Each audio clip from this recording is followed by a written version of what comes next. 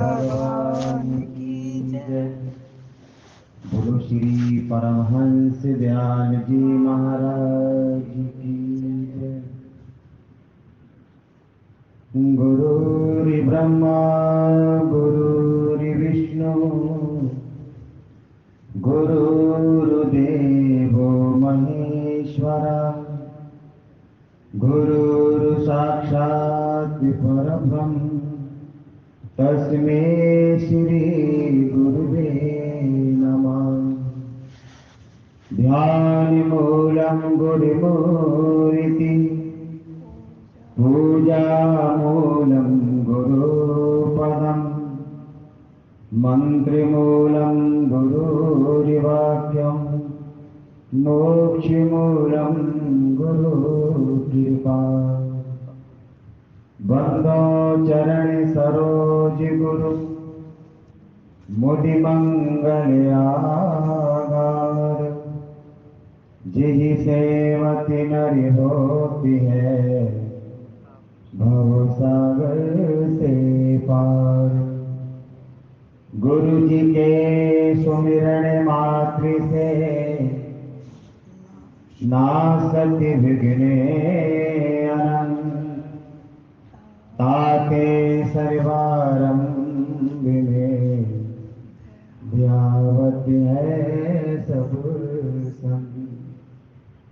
ताके सर्वारंभ में ध्यावत है सब संग।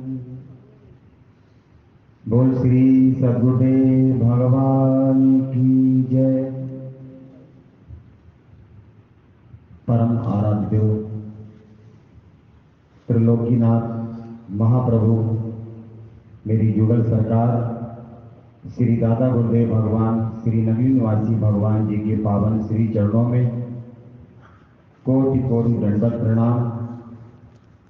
से होने वाला नहीं है।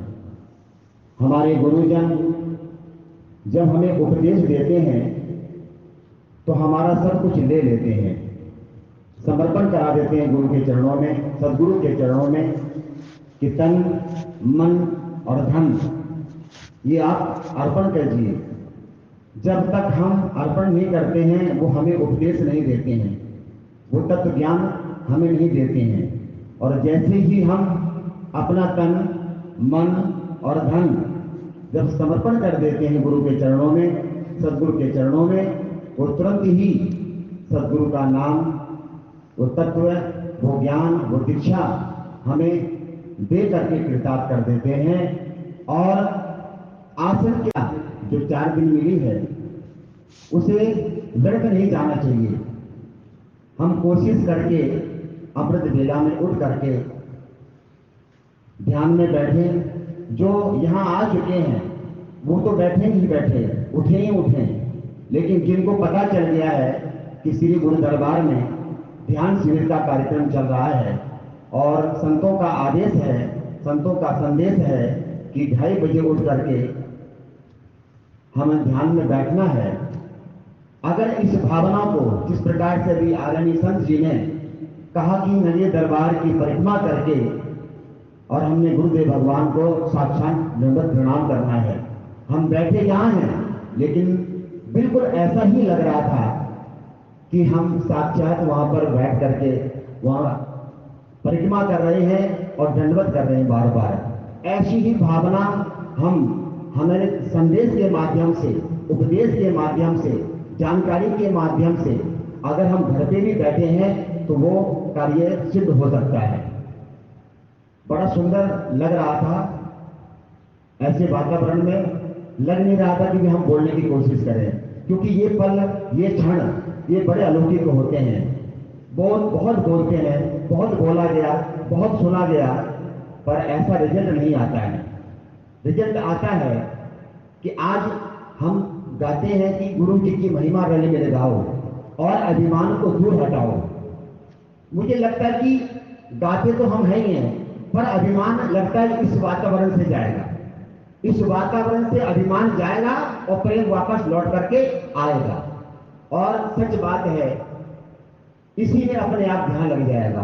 ध्यान को लगाया नहीं जाता है, सिर्फ ऐसा वातावरण बनाया जाता है और ध्यान तो स्वतः ही लग जाता है। अभी स्वामी जी महाराज कह रहे कि आप उधर बैठ के बोलो या इधर खड़े होके, अब स्थिति नहीं है, स्थिति तो घूमने की भी नहीं है, यहां तक सुन हो चुका है। यही तो चाहिए, ये उठना बैठना चलना फिरना ही सब बंद हो जाए, स्थिति ऐसी बन जाए कि पता ही ना चले कि हम बैठे कहां हैं। ऐसा ख्याल ही नहीं आना चाहिए कि हम अच्छा कर रहे हैं या बुरा कर रहे हैं। अच्छा ख्याल आया तब भी गलत है, बुरा ख्याल आया तो बहुत गलत है। ये ख्यालों को ही अंकित यानी कि एकाग्र करना है, भुला देना कि हम कुछ करने चले हैं। जब हमारे मन में ऐसा रहेगा कि हम ध्यान करने चले हैं तो बात नहीं बनने वाली। हम क्या करने चले? अरे हम कुछ नहीं कर सकते, जो कुछ करना होगा वो उनको करना होगा जिनके लिए हम बैठ गए हैं। मुझे नहीं पता किसके लिए बैठे हैं, पर जिसके लिए बैठे हैं वो जाने, उनका काम जाने, अपना कोई मैटर नहीं है। हम तो सिर्फ उनके लिए बैठ गए हैं, आगे का प्रोग्राम सदगुरु जाने, दाता जाने, जो मुझसे प्रेम करता है वो जाने। हम तो करते हैं, समय समय पे करते हैं ना, हर समय कहां करते हैं। जब समय आता है तो गुरु महाराज जी स्वार्थ के वशीभूत होकर के, कल्पना के वशीभूत होकर के है, और जब हो जाता है तो बस फिर बात कदम में, ठीक है जी हम तो हम ही हैं। तो ये सब चीजें ध्यान में कुछ भी नहीं याद रखना। ध्यान में सिर्फ कहते हैं जाप मरे अजपा मरे, यानी कि जाप जो हम करते हैं, अजपा जो अपने आप चल रहा है ना। जाप मरे अजपा मरे आनंद हो, यानी कि जो आनंद ध्वनि है वो भी कोई टेंशन नहीं, आओ या मत आओ, सुनाई दे या ना सुनाई दे, चले ना चले, उसको ही बुला दो।